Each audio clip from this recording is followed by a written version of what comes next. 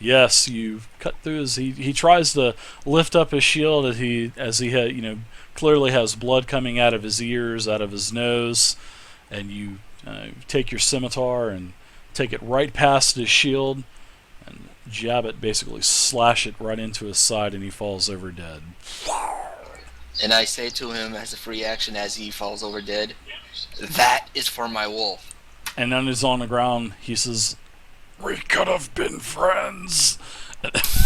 He just kills over dead. Alright, so Zantag, that's it for you. You can do a movement if you want, and the time being, Rack, you're up. Free action.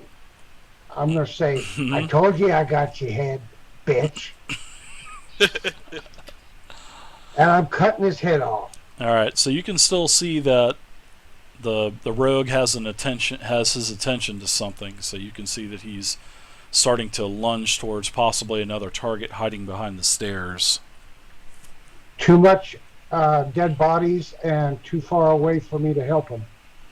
You can still move though, if you want. If not, we'll just move on. So.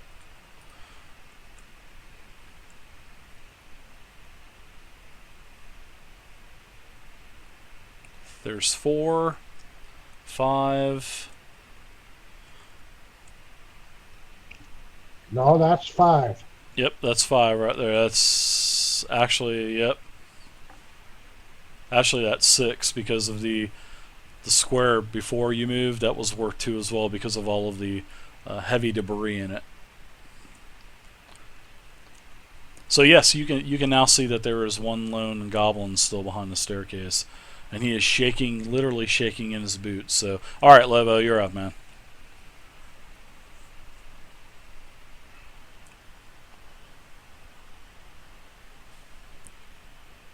Does this one have rubble in it too, or?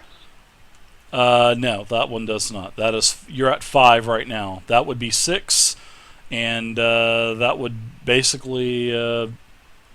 It's only a couple feet tall, so you're a medium creature. You're not going to get any kind of negative modifier being behind that fallen section of roof. So you just get a normal shot on them. So normal bonuses, no negative mods. All right, I would have used aim shot anyways to negate it. So yeah. Congrats, Sanders. Hope everyone is doing well today.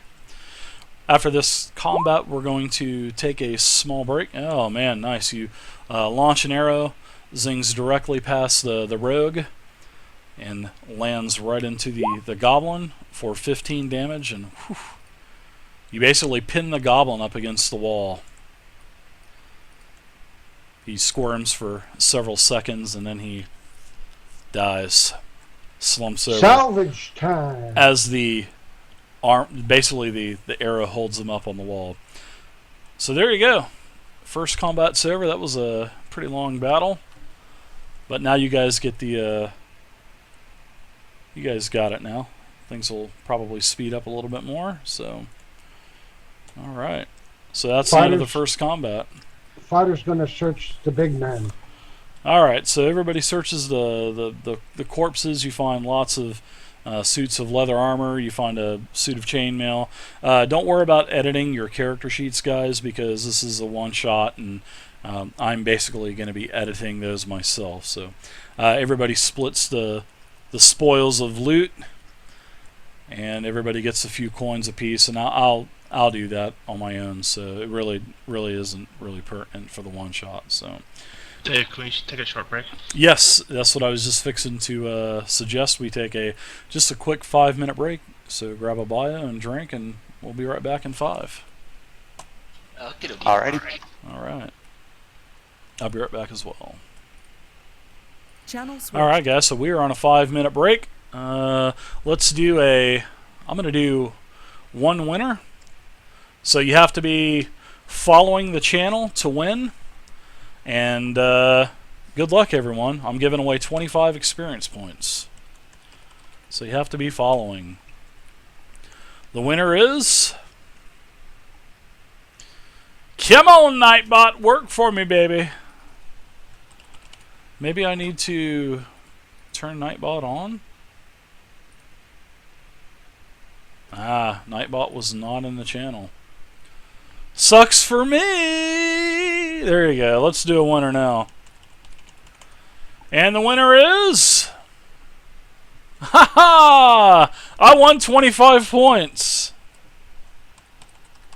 And I am taking that shit, because I never take...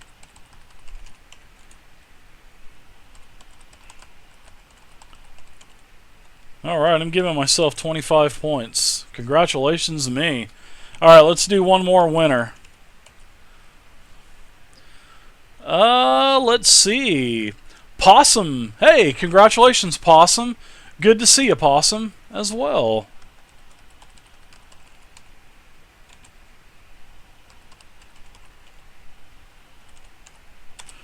You got 25 points there, Possum.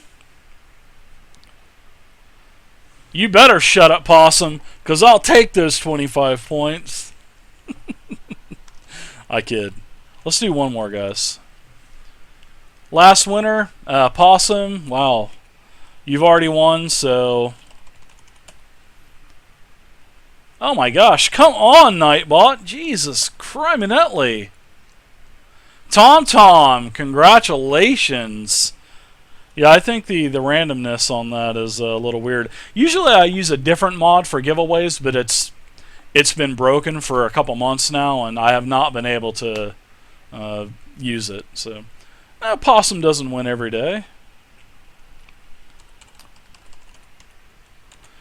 Congratulations, Tom, on your 25 points. Alright, so there you go. And thank you guys for hanging out. Make sure you guys follow the channel if you're new to the channel, and if you enjoyed, this is a viewer one-shot today. And the viewer one-shots are basically for the viewers, and I start up about anywhere between 1 and 1:15 p.m. And these games are for you guys, and this is a Dungeon Delve series that I'm doing. And this is the level 2 delve today. So next Sunday at 1 o'clock I will be doing the level 3, and it just goes up one level every week. So there's some pretty cool rules that I've implemented for this, and I think everyone will like it. So all right, so thank you again, General Payne, for the follow. I appreciate it. And I'm gonna go grab something to drink real quick, and I'll be right back, and we'll continue on.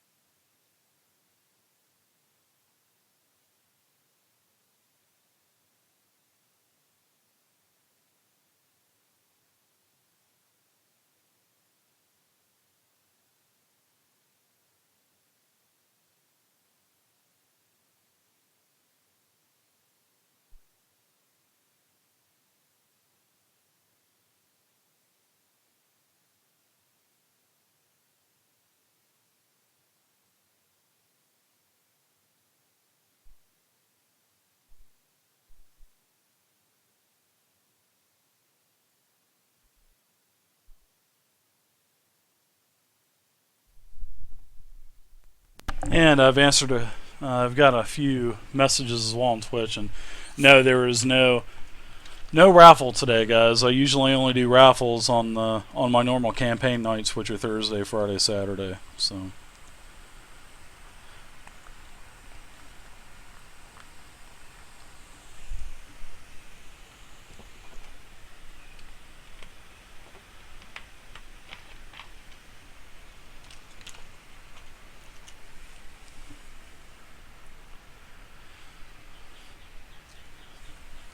You mean viewer-hosted stuff, Mistiv? I don't have anything set up.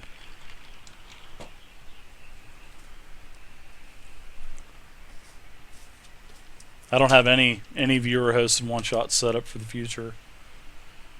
Not any, sir. Alright, so I'm back.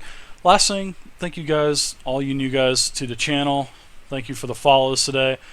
And, you know, it's like I was saying, usually we do giveaways on Thursday, Friday, Saturday, and you guys have plenty of ways to You can bid on the EXP is for two things. You can bid on the raffle prizes with your XP. We do a raffle type of auction for the entirety of the game. And secondly, you can also influence the games, not the games on Sunday, but the normal campaign games, like my Thursday 4th edition Forgotten Realms game, the Friday Essentials game, which the Friday's Essentials game will be moving to D&D Next. So we will be converting over to D&D Next in July when D&D Next is released. And lastly, the Saturday Nentervale game.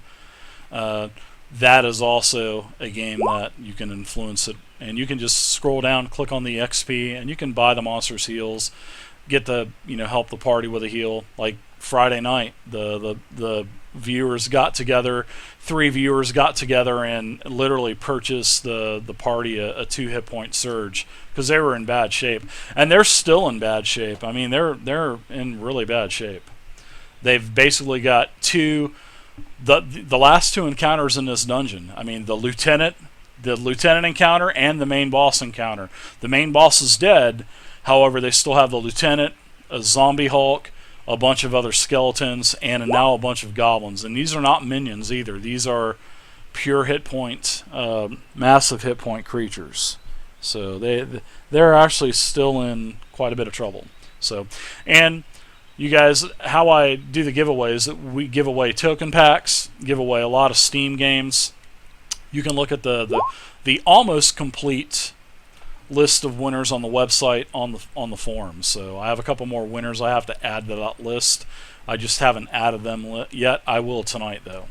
And how we do the giveaways is by the gracious people that do donate to the channel. So if you donate to the channel, you get 20 EXP points for every $1 that you donate. And I guarantee all of that money goes back into the stream, and it does, because there's a lot of giveaways. And also, I will credit you EXP as well if you have any extra Steam games that you don't want.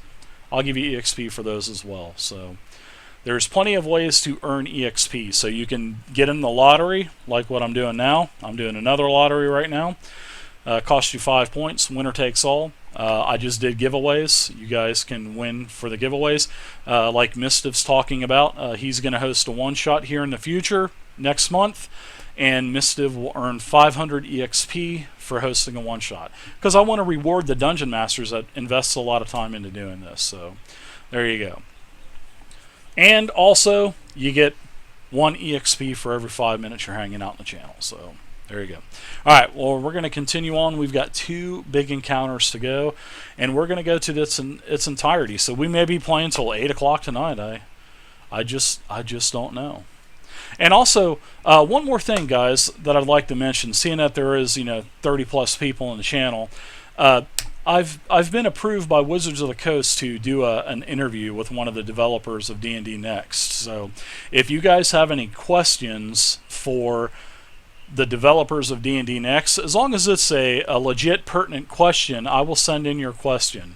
So please feel free to contact me here through Twitch or on the website, and you guys can ask any question you want. So, all right, going back up, we're going to continue. So, cards, all and right, he was guys. getting himself a mug.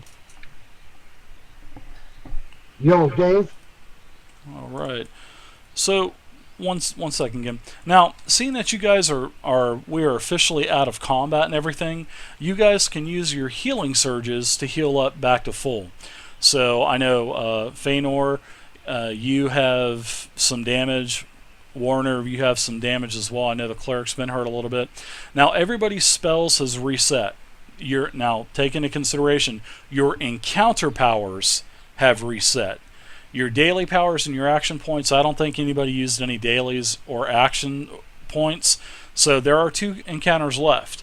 So take into consideration, you will lose an action point in daily if you don't use both of them. So you can only use 1 action point in an encounter and 1 daily power in the encounter. So, but your encounters have reset. Your healing surges do not reset. So go ahead and expend your healing surges out of combat if you wish to heal yourself back up. and deduct your healing surges that you do use. So, Okay, Alright, for my yeah. my question is about Snots now. hmm yeah, you can summon him back now. He's back up. He's back there. There he is. Okay, on me, Dave, I'm going to get the boss's head and hang it from my belt. Sounds like a winner. You cut it off. Take a couple minutes, and there you And go. I'm gonna do a nature check. And what are you doing a nature check for? Um, I guess on the creatures in here. Oh, they're just goblinoids from the goblinoid race. You know that the hobgoblins and the goblins, they're basically, there's bugbears as well, and they're all part of the goblinoid type of species. And what kind of check for the cauldron? You can just look at the cauldron. It smells like utter shit.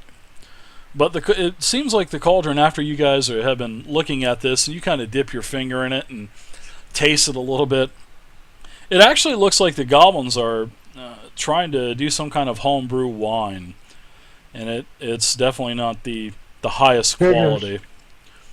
Definitely not the highest quality, that's for sure.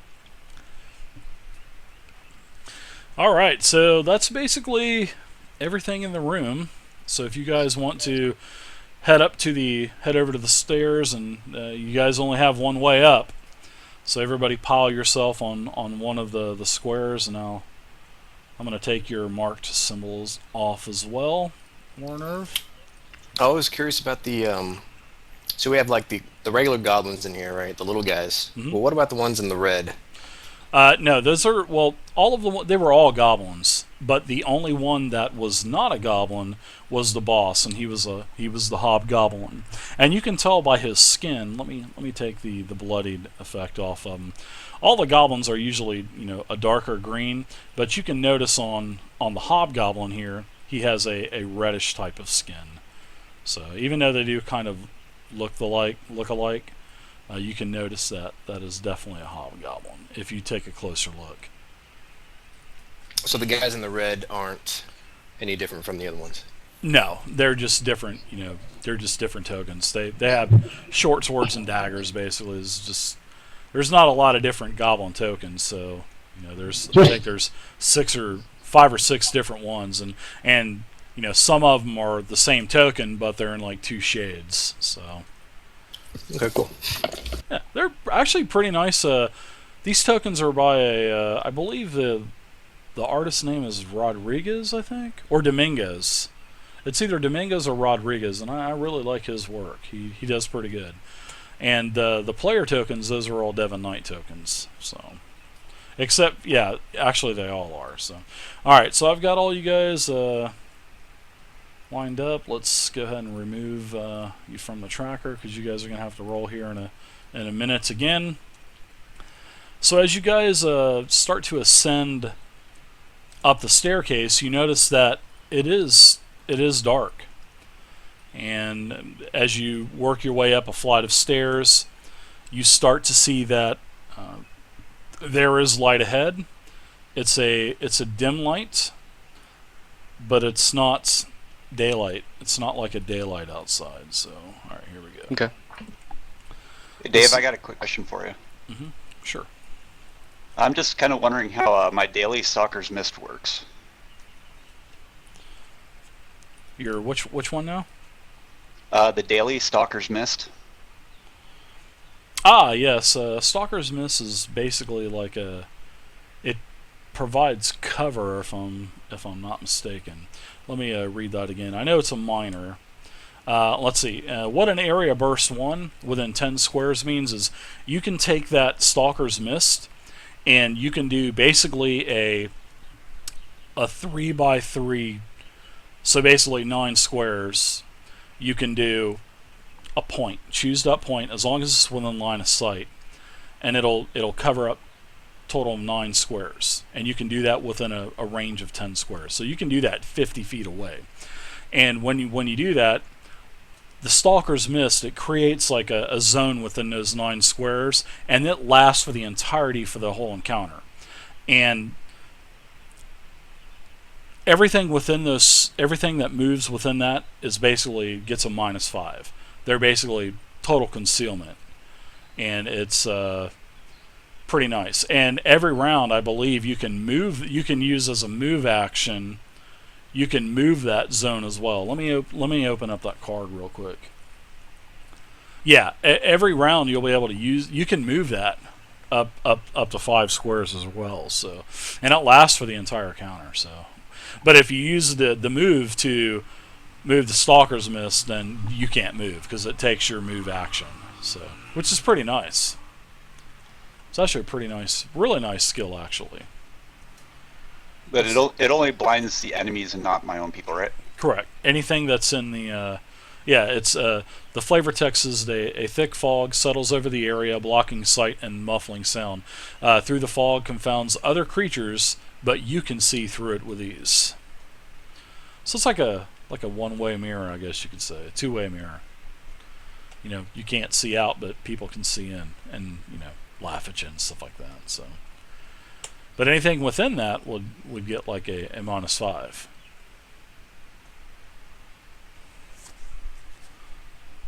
But you, however, would not get any negatives, and you could hit normally. All right. So His allies would, right? What's that? His allies would, right? Let's see. It says obscured to your enemies. Yeah, it would be obscured to the enemies. That's the key word, is enemies.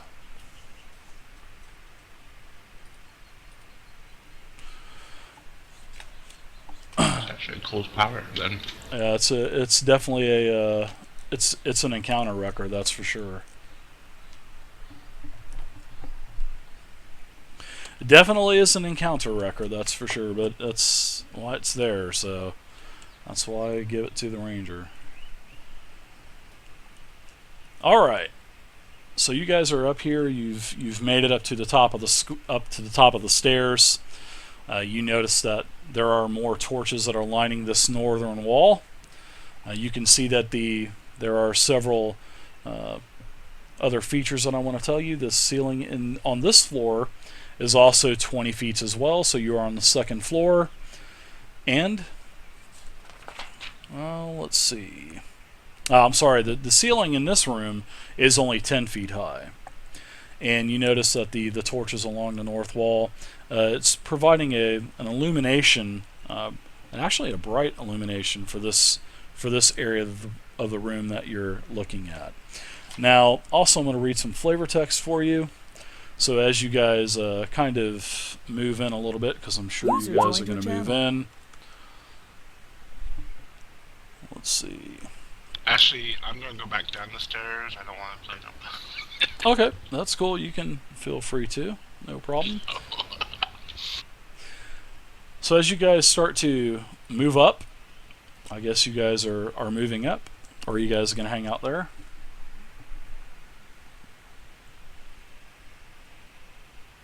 Alright, so as you guys start to enter the room, you notice that as you start to look around and notice your surroundings, you notice that the floor in the center of the room is starting to sag. Well, it is a sagging room that looks dangerously unstable. To the west is a pile of broken stones and bones.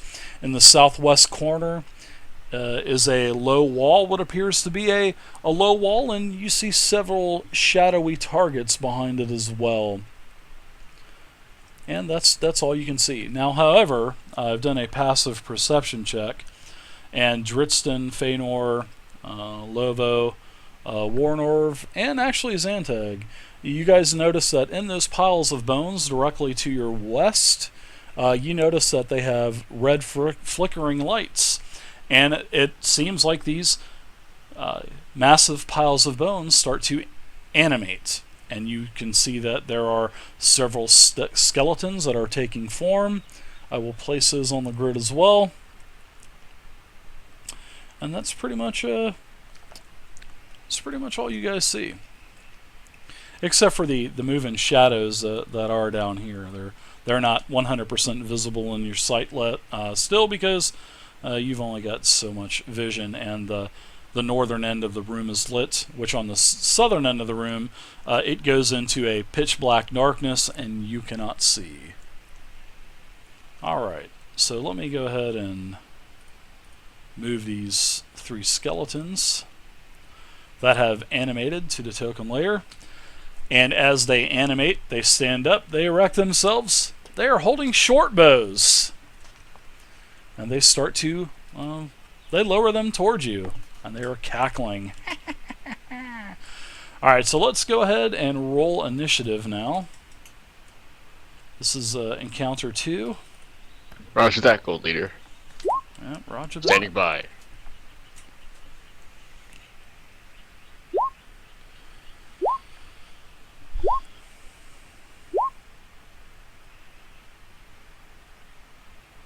Wow. Yeah. Gonna bring up the tracker. I am. Just give me 1 second. It's 3.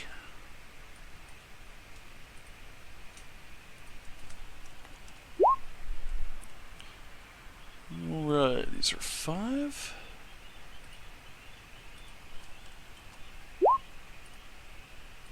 I have a +6 on my initiative.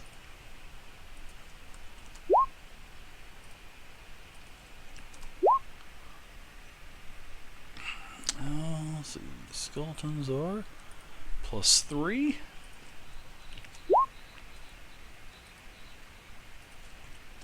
Alright, get all those 20s out of the way.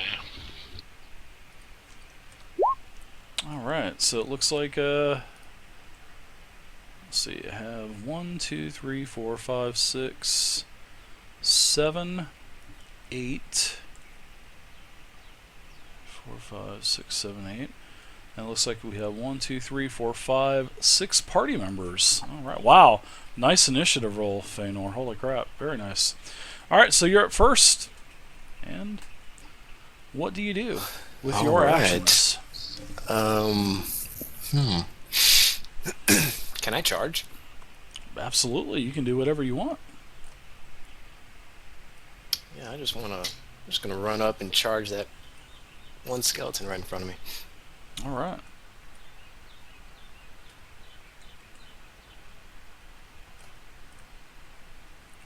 Oops. Oh my god, you gotta be kidding me. 1 second, guys. I got a mouse that is just... I'm gonna take the... When I get my new mouse, I'm gonna take this mouse and I'm gonna smash it on stream. This thing definitely deserves to be smashed. Did you finally order yourself a new mouse? I did. I ordered me a new Razer mouse, so it's gonna match my Razer keyboard that I got. My son picked out for me. Oh crap! I just realized that was probably a really bad move. That's okay. That's alright. We live and die by our mistakes. Yeah, I got was it. gonna say, that YOLO. move was caved in about that area. YOLO. YOLO! Alright. Since none of my allies will be moving for a long time. Alright, so first up, you've charged in. You can get an attack. Feel free to attack the skeleton as you wish. Does that grant me a modifier? Bonus? Why would it... if you charge? Yeah. Yeah, you can do the charge. Yeah, sure. Whatever the charge card says. So, well, Bull Rush, I guess it would be. It would be Strength versus Fortitude. So, you lose your Dex bonus, but you now use your Strength versus Fortitude because you were using Bull Rush.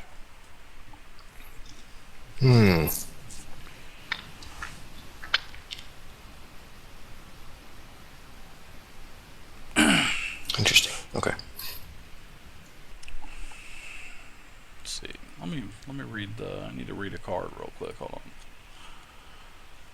I mean, it is a physical...